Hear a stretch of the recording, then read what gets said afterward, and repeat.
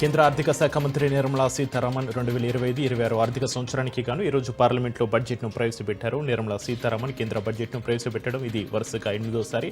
నిర్మలా సీతారామన్ ఈసారి కేవలం 75 నిమిషాల బడ్జెట్ ప్రసంగం మాత్రమే చేశారు. గతంలో సుదీర్ఘమైన బడ్జెట్ ప్రసంగాలు చేసిన వారి జాబితాలో నిర్మలా సీతారామన్ కూడా ఉన్నారు. ఇక నేటి బడ్జెట్ ప్రసంగం తర్వాత నిర్మలా సీతారామన్ పలు రికార్డులను సొంతం చేసుకున్నారు. అత్యధిక సార్లు పార్లమెంట్లో బడ్జెట్ను ప్రవేశపెట్టిన మహిళా మంత్రిగా, అత్యధిక సమయం బడ్జెట్ ప్రసంగం చేసిన మంత్రిగా నిర్మలా సీతారామన్ రికార్డు సృష్టించారు.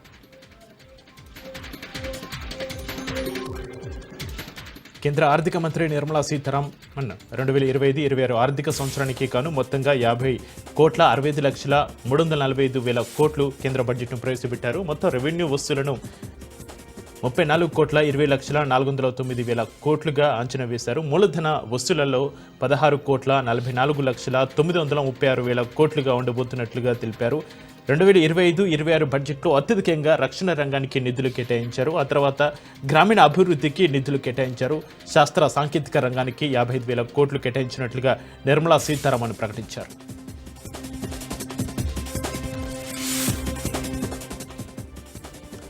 కేంద్ర ఆర్థిక మంత్రి నిర్మలా సీతారామన్ ప్రవేశపెట్టిన బడ్జెట్ అద్భుతంగా ఉందని ప్రధానమంత్రి నరేంద్ర మోడీ అన్నారు. పార్లమెంట్లో బడ్జెట్ ప్రసంగం అనంతరం నిర్మలా సీతారామన్తో ప్రధానమంత్రి మోడీ ఈ మేరకు మాట్లాడినట్లుగా సంబంధిత వర్గాలు వెల్లడించాయి.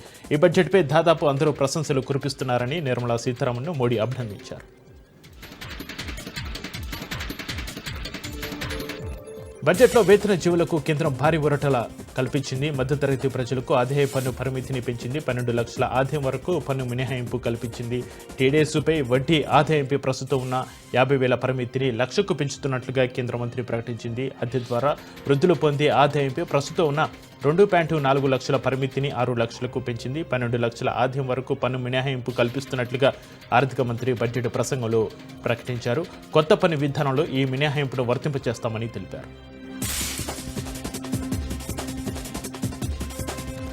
2025-26కు సంబంధించిన బడ్జెట్పై కేంద్ర హోంశాఖ మంత్రి అమిత్ షా స్పందించారు.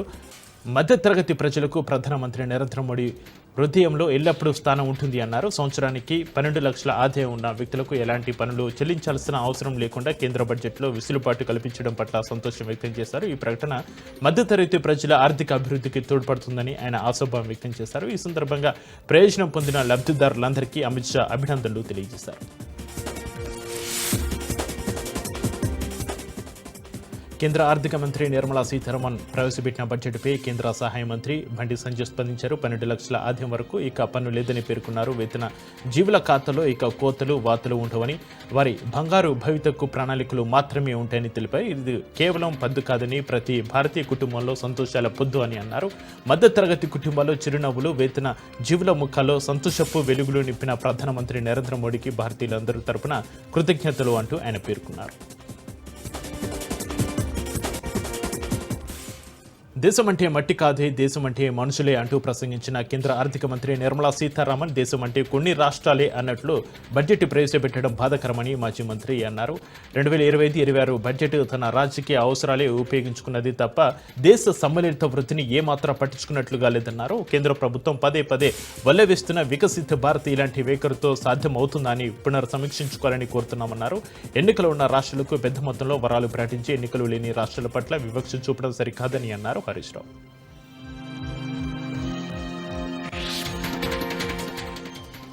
కేంద్ర బడ్జెట్పై సిపిఐ రాష్ట్ర కార్యదర్శి రామకృష్ణ ఫైర్ అయ్యారు. ఈ బడ్జెట్ పేద ప్రజలకు, రైతులకు ఎలాంటి ఉపయోగం లేదని ఆయన విమర్శించారు.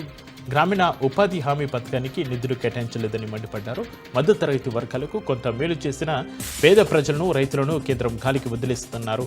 ఏపీ విభజన హామీలు అమలు చేయడంలో కేంద్రం విఫలమైందన్నారు. కేంద్ర బడ్జెట్ను వ్యతిరేకిస్తున్నామని సిపిఐ రాష్ట్ర కార్యదర్శి రామకృష్ణ తెలిపారు. కమాండ్ కంట్రోల్ సెంటర్లో సీఎం రేవంత్ రెడ్డి సమావేశం నిర్వహించారు. మంత్రులతో అత్యవసర భేటీ ఏర్పాటు చేశారు. ఈ భేటీకి డిప్యూటీ సీఎం బట్టి విక్రమార్క, మంత్రులు ఉత్తమ్, పొన్నం, తుమ్మల, పొంగులెట్టి హాజరయ్యారు. సమావేశంలో భాగంగా కేంద్ర బడ్జెట్పై చర్చించారు. అలాగే ఎమ్మెల్సీ, స్థానిక సంస్థల ఎన్నికలతో పాటు పార్టీ, ప్రభుత్వ అంతర్గత అంశాలపై చర్చించారు.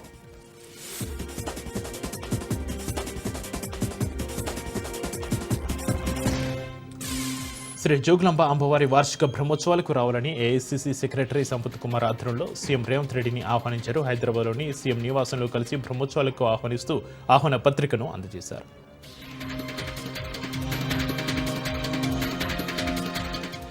తమది పేదల ప్రభుత్వమని ఏపీ సీఎం నారా చంద్రబాబు నాయుడు అన్నారు. మే నెల నుంచి రైతులకు రైతు భరోసా అందిస్తామని తెలిపారు. అన్నమయ్య జిల్లా పింఛను పంపిణీ కార్యక్రమంలో ఆయన పాల్గొన్నారు. దేశంలోనే అత్యధికంగా 4,000 పింఛన్లు ఇస్తున్నామని తెలిపారు. ప్రతి ఇంట్లో ఐటీ ఉద్యోగి ఉండేలా చేయడమే తమ కోరిక అని తెలిపారు చంద్రబాబు. ఇక దేశ ఆర్థిక వ్యవస్థకు వెన్నెముక అయిన మధ్యతరగతి ప్రజలకు పన్ను మినహాయింపు గొప్ప పరిణామం అని తెలిపారు. రాబోయే 5 ఏళ్లలో వృద్ధికి 6 కీలక రంగాలను బడ్జెట్ గుర్తించిందని, జాతీయ శ్రేయస్సు దిశగా ఈ బడ్జెట్ కీలక అడుగులు సూచిస్తుందని తెలిపారు.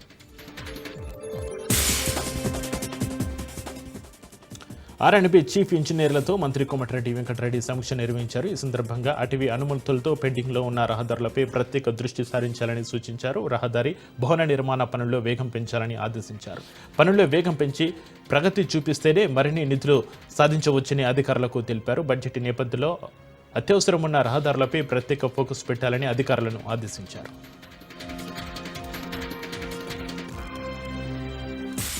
సిద్దిపేట జిల్లా పుల్లూరు గ్రామంలో మాజీ మంత్రి హరీష్ రావు పర్యటించారు. రైతులు తమ గోడును హరీష్ రావుకు వ్యక్తం చేశారు. రైతు భరోసా, రైతు రుణమాఫీ అమలు చేస్తామని కాంగ్రెస్ ప్రభుత్వం మోసం చేస్తుందని ఒక రైతు వాపోయాడు.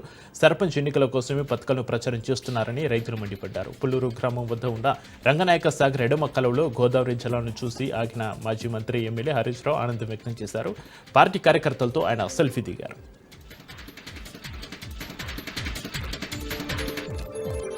నంద్యాల జిల్లా ఆలగడ్డ వైసీపీ నాయకుడు భూమా కిషోర్ రెడ్డికి ఎమ్మెల్యే భూమా అఖిలప్రియ సవాల్ విసిరారు. తాను ఎమ్మెల్యే అయ్యాక నియోజకవర్గంలో అవినీతి అక్రమాలు జరిగాయంటూ ఆరోపిస్తున్న వారు వాటిని ఆధారాలతో సహా నిరూపించాలన్నారు.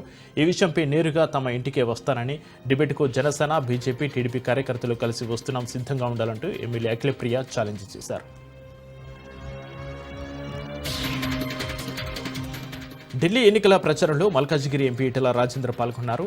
అనురాగ్ సింగ్ ఠాకూర్తో కలిసి బీజేపీ అభ్యర్థి అజయ్ తరపున ఎన్నికల ప్రచారం చేశారు. నరేంద్ర మోడీ ప్రధాని అయ్యాక చాలా మార్పులు వచ్చాయని ఈటెల అన్నారు. ఇప్పుడు మన దేశం ప్రపంచ దేశాలతో పోటీ పడుతుందన్నారు. 2014 కంటే ముందు మన దేశ ఆర్థిక పరిస్థితిని బేరేజీ వేసుకోమన్నారు. కరోనా సమయంలో ప్రపంచ ఆర్థిక స్థితి తిరోగమనంలో ఉంటే భారత ఆర్థిక వికాసం చెక్కు చెదరలేదని తెలిపారు.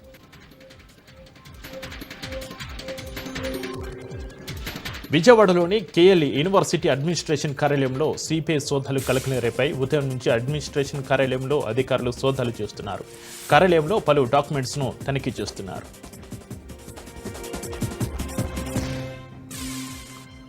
కర్నూలు జిల్లా నూతన ఎస్పీగా విక్రాంత్ పాటిల్ బాధ్యతలు చేపట్టారు. ఏపీ ప్రభుత్వం ఇటీవల 27 మంది ఐపీఎస్ అధికారులకు స్థానచలనం కల్పించింది. ఇందులో భాగంగా ఇక్కడ ఉన్న బిందు మాధవ్ కాకినాడకు బదిలీ అయ్యారు. కాకినాడలో ఉన్న విక్రాంత్ పాటిల్ కర్నూలు జిల్లాకు బదిలీపై వచ్చారు. జిల్లా పోలీసు యంత్రాంగం ఎస్పీ విక్రాంత్ పాటిల్కి ఆహ్వానం పలికారు.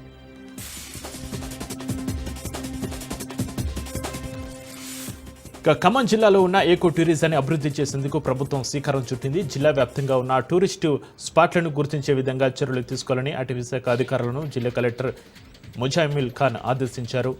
ఈ సందర్భంగా గత 100 ఏళ్లలో అటవీ శాఖలో జరిగిన అభివృద్ధి, అటవీ శాఖకు ఖమ్మం జిల్లాతో ఉన్న 100 ఏళ్ల అనుబంధాన్ని పురస్కరించుకుని సంబరాలు జరపనున్నారు. ఈ సందర్భంగా కల్లూరు మండలంలో ఉన్న పులిగుండాల ఏకో టూరిజం ప్రాంతాన్ని సందర్శించారు. ఎన్టీఆర్ జిల్లా విస్తన్నపేటలోని థియేటర్లను అధికారులు సీజ్ చేశారు. సినిమా ప్రదర్శన చేస్తున్న శ్రీరామ్ థియేటర్, వెంకటేశ్వర టాకీస్ను సీజ్ చేశారు. తిరువూరు ఆర్డీఓ మాధురి సినిమా హాళ్లకు లైసెన్స్ పత్రాలు చూపించే వరకు ప్రదర్శనలు వేయకుండా నిలిపివేయాలని అధికారులను ఆదేశించారు. లక్ష డప్పులు 1000 గొంతులు కార్యక్రమ పోస్టర్లను ఆర్మూరు నియోజకవర్గ ఎంఆర్పీఎస్ ఇన్ఛార్జ్ మైలారం బాలు విడుదల చేశారు. దేశంలో ఎక్కడ లేని విధంగా సుప్రీంకోర్టు ఆదేశాలతో మొట్టమొదటిసారిగా తెలంగాణలో ఎస్సీ వర్గీకరణ చేసి తీరుతుందని నిండు సభలో చెప్పిన ముఖ్యమంత్రి మాలల ఒత్తిడికి తలగ్గి మోసం చేశాడని అన్నారు. ఇచ్చిన హామీని ఇప్పటికైనా ముఖ్యమంత్రి నిలబెట్టుకోవాలని అన్నారు. లక్ష డప్పులు 1000 గొంతులు కార్యక్రమం హైదరాబాద్లో భారీ సంఖ్యలో జరుగుతుందని అన్నారు. కార్యక్రమం జరిపే లోపే ఎస్సీ వర్గీకరణ చేపట్టాలని డిమాండ్ చేశారు. లేదంటే ప్రభుత్వ చావు డప్పు మోగుతుందని హెచ్చరించారు.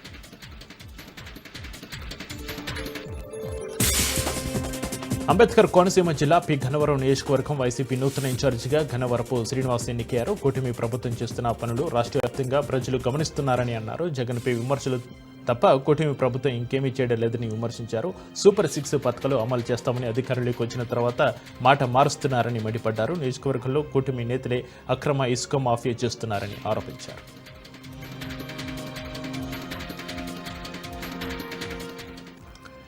బాపట్ల జిల్లా ముప్పవరంలో విద్యుత్ శాఖ మంత్రి గొట్టిపాటి రవికుమార్ పింఛన్ల పంపిణీ కార్యక్రమంలో పాల్గొన్నారు. గత వైసీపీ ప్రభుత్వం పింఛన్ల విషయంలో మోసం చేస్తుందని ఫిర్యాదు. తమ ప్రభుత్వ అధికారులకు వచ్చాక ₹1000 ఒక్కసారిగా పెంచామని తెలిపారు. దేశంలో అత్యధికంగా 64 లక్షల మందికి పింఛన్లు పంపిణీ చేస్తున్న ఘనత కూటమి ప్రభుత్వంది అని ఆయన అన్నారు.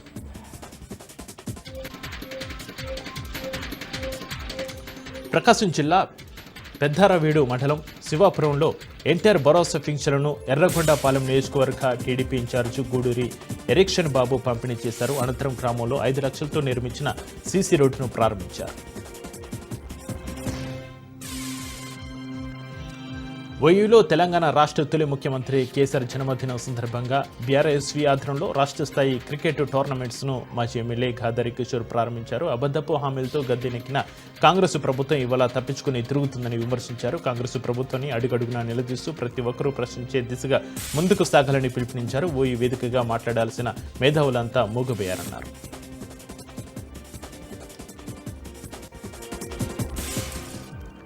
కొమరంభీం జిల్లా తిర్యాని మండలం గంభీరావుపేట జైనూరు మండలంలో పోలీసులు కార్డన్ సెర్చ్ నిర్వహించారు. కార్డన్ సెర్చ్లో భాగంగా 150 ఇండ్లలో సోదాలు నిర్వహించారు. సుమారుగా 400 లీటర్ల బెల్లం పానకం, 5 లీటర్ల గుణబాను స్వాధీనం చేసుకున్నారు. సరైన పత్రాలు లేని 15 వాహనాలను గుర్తించి సీజ్ చేశారు. వాహనాలు నడిపేటప్పుడు జాగ్రత్తలు తీసుకోవాలని, హెల్మెట్ తప్పనిసరిగా ధరించాలని సూచించారు పోలీసు అధికారులు.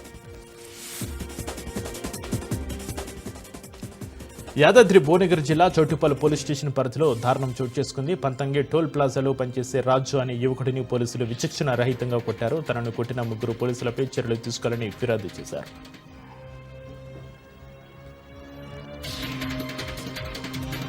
కర్నూలు జిల్లా నన్నూరు టోల్గేట్ వద్ద భారీగా ఆర్టీసీ బస్సులు నిలిచిపోయాయి. ఆర్టీసీ బస్సులు సంబంధించి టోల్గేట్ రుసుం లేకపోవడంతో బస్సులు నిలిచిపోయాయి. దీంతో ప్రయాణికులు తీవ్ర ఇబ్బందులు ఎదుర్కొంటున్నారు. బస్సుల నుంచి దిగి వేరే వాహనాలు ఎక్కి ప్రయాణికులు వెళ్లిపోతున్న పరిస్థితి.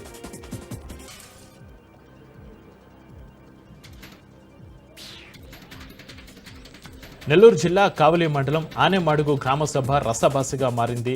రామాయపట్నం పోర్టుకు అనుసంధానంగా ఏర్పడి పారిశ్రామిక వాడకు భూసేకరణకు ప్రభుత్వం ఆదేశించింది. దీంతో ఆర్డీఓ ఆధ్వర్యంలో గ్రామసభ నిర్వహించారు. 30 లక్షల రూపాయలకు కొన్న భూమిని 12 లక్షలకు ఇవ్వాలా అంటూ రైతులు ప్రశ్నిస్తున్నారు. 3 పంటలు పండే భూములను ఎట్టి పరిస్థితుల్లో ఇవ్వమంటూ రైతులు ఆవేదన వ్యక్తం చేస్తున్నారు. తాటికల్లు పాడి పశువులపై ఆధారపడిన తమ పరిస్థితి ఏంటంటూ ప్రశ్నిస్తున్నారు.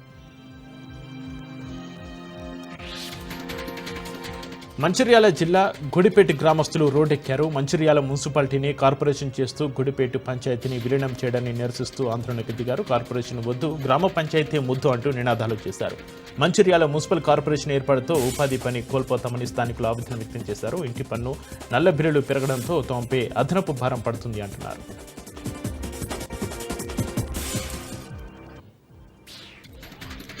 Tirupati YCP incharge Bhumana Abhinay Reddy, mayor doctor శిరీష్ను పోలీసులు అరెస్టు చేశారు. తిరుపతి ఈస్ట్ పోలీస్ స్టేషన్కు తరలించారు. డిపిఆర్ రోడ్డులో శేఖర్ రెడ్డికి చెందిన నూతన భవనాన్ని కార్పొరేషన్ అధికారులు కూల్చివేస్తున్నారు. ఈ క్రమంలో అధికారులను అడ్డుకునేందుకు యత్నించారు.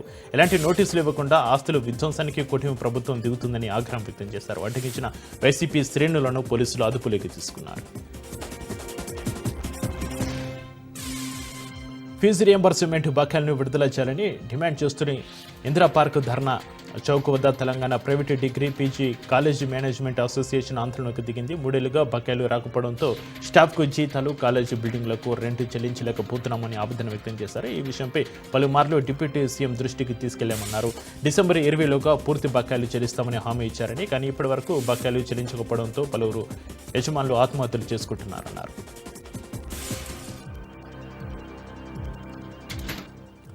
మహావీర్ సంత్ శ్రీ సేవాలాల్ మహారాజ్ జయంతి 15 ఫిబ్రవరిన అధికారిక జయంతి సెలవు దినంగా ప్రకటించాలన్నారు. లంబాడీ హక్కుల పోరాట సమితి నేతలు రంగారెడ్డి జిల్లా షాద్నగర్లో నిరసన దీక్షకు దిగారు. లంబాడీల భాష ఘోర్ బోలి భాషను భారత రాజ్యాంగంలోని 8వ షెడ్యూల్లో చేర్చాలని డిమాండ్ చేశారు. సంత్ శ్రీ సేవాలాల్ మహారాజ్ జయంతిని అధికారికంగా నిర్వహించాలి అన్నారు.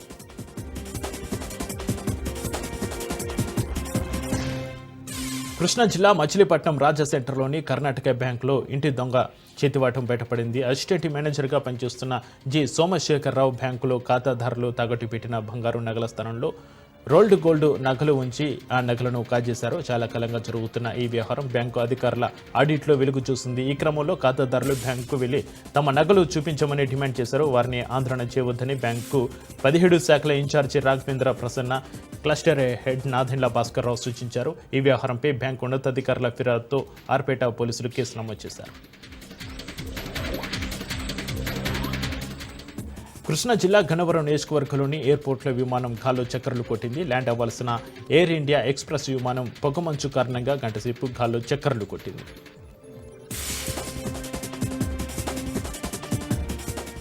నంద్యాల జిల్లాలోని శ్రీశైలం బ్రహ్మరాంబ సమేత మల్లికార్జున స్వామి అమ్మవార్ల ఉభయ ఆలయాల హుండీ లెక్కింపు కార్యక్రమాన్ని నిర్వహించారు. ఈ హుండీ లెక్కింపులో 2,59,00,000 ఆదాయం భక్తుల ద్వారా ఆలయానికి సమకూరింది. 22 రోజులకు సంబంధించిన హుండీ లెక్కింపులో నగదుతో పాటు 64 గ్రాముల బంగారం, 3.170 కేజీల వెండితో పాటు వివిధ దేశాలకు చెందిన విదేశీ కరెన్సీ లభించింది. సీసీ కెమెరాల నిఘా మధ్యన ఈ లెక్కింపు చేపట్టినట్లుగా ఆలయ అధికారులు తెలియజేశారు. రేపటి నుంచి జరగబోయే చెరువుగట్టు బ్రహ్మోత్సవాలకు అన్ని ఏర్పాట్లు పూర్తి చేస్తామని జిల్లా కలెక్టర్ ఇలా త్రిపాఠి అన్నారు. భక్తులకు ప్రసాదాలు, త్రాగునీరు ఇబ్బందులు లేకుండా చూసుకునే విధంగా చర్యలు తీసుకుంటున్నామని తెలిపారు. బ్రహ్మోత్సవాలలో 1,500 మంది పోలీసులతో భారీ బందోబస్తు ఏర్పాటు చేసి ఎలాంటి అవాంఛనీయ సంఘటనలు జరగకుండా చర్యలు తీసుకుంటున్నామన్నారు. బ్రహ్మోత్సవాల ఏర్పాట్లను అన్ని శాఖల అధికారులతో వారు పరిశీలించారు. ఆలయంలో వెయిటింగ్ హాల్స్ ఏర్పాట్లు తీసుకోవాల్సిన జాగ్రత్తలపై తగిన సూచనలు, సలహాలు చేశారు.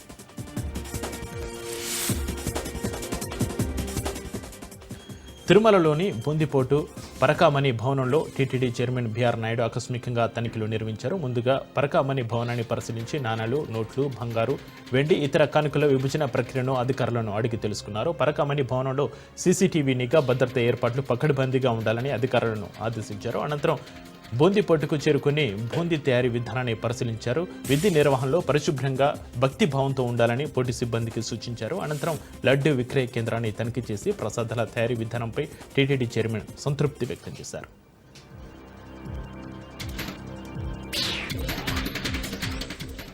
పశ్చిమ గోదావరి జిల్లా నర్సాపురం వైన్ కాలేజీలో జాతీయ సమైక్యత శిబిరం నిర్వహిస్తున్నట్లుగా కాలేజీ కరస్పాండెంట్ సత్యనారాయణరావు అన్నారు. ఈ నెల 3 నుంచి 10 వరకు ఈ శిబిరాన్ని నిర్వహించనున్నారు. ఈ శిబిరానికి 12 రాష్ట్రాల నుంచి 200 మంది ఎన్ఎస్ఎస్ క్యాండిడేట్లు హాజరు కానున్నారు. దేశంలోనే 2 ఏళ్ల వ్యవధిలో ఒకే కాలేజీలో 2 సార్లు నిర్వహించిన ఘనత వైన్ కాలేజీకే దక్కుతుంది అన్నారు.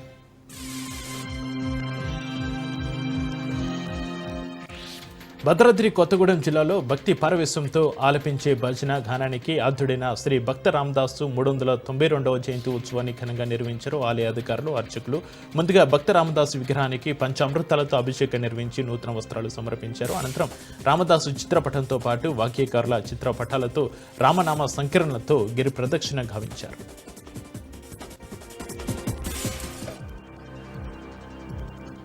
చిన్న తిరుపతిగా పేరుగాంచిన ద్వారక తిరుమలలో భక్తుల రద్దీ పెరిగింది. స్వామికి ప్రైతికారమైన రోజు కావడంతో ఆలయానికి భక్తులు భారీగా వచ్చారు. శ్రీవారి దర్శనానికి గంట సమయం పడుతుంది. శ్రీవారి వైకుంఠ క్యూ కాంప్లెక్స్లో 5 కంపార్ట్మెంట్లలో భక్తులు నిండిపోయాయి. ఆలయానికి వచ్చిన పలువురు యాత్రికులు ముందుగా కేశ ఖండనశాలలో మొక్కుబడులు తీర్చుకున్నారు. దర్శనం అనంతరం వారంతా స్వామివారి ఉచిత అన్నప్రసాదాన్ని స్వీకరించారు. అలాగే స్వామివారి నిత్య కళ్యాణంలో 100 జంటలు పాల్గొన్నారు. భక్తుల గోవింద నామస్మరణలతో ఆలయ పరిసరాలు ఆధ్యాత్మిక శోభను సంతరించుకున్నాయి.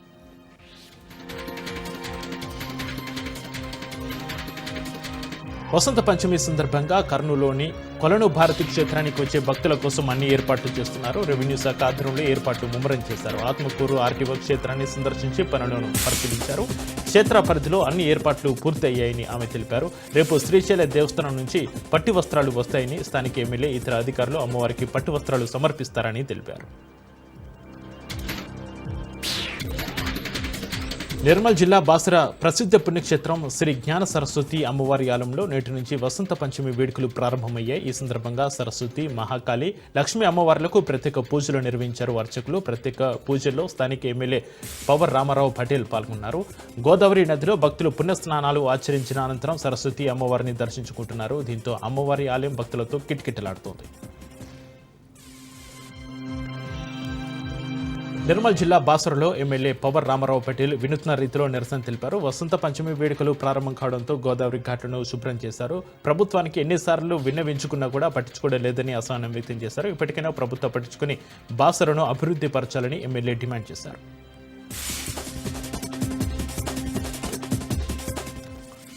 మంచిర్యాల జిల్లా బెల్లంపల్లి మండలంలోని పెద్దపులి సంచారం కలకలం రేపుతుంది.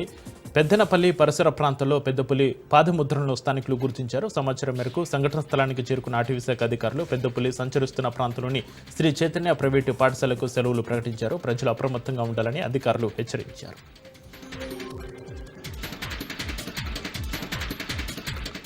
తిరుపతి జిల్లాలోని ఎస్సీ వేదిక యూనివర్సిటీలో చిరుత కలకలం రేపింది. యూనివర్సిటీ ఆవరణంలో తరచూ చిరుత తారసపడుతుంది. యూనివర్సిటీ ప్రాంగణంలో కుక్కను వేటాడి చిరుత తీసుకెళ్లింది. దీంతో స్థానికులు విద్యార్థులు భయాందోళనకు గురవుతున్నారు.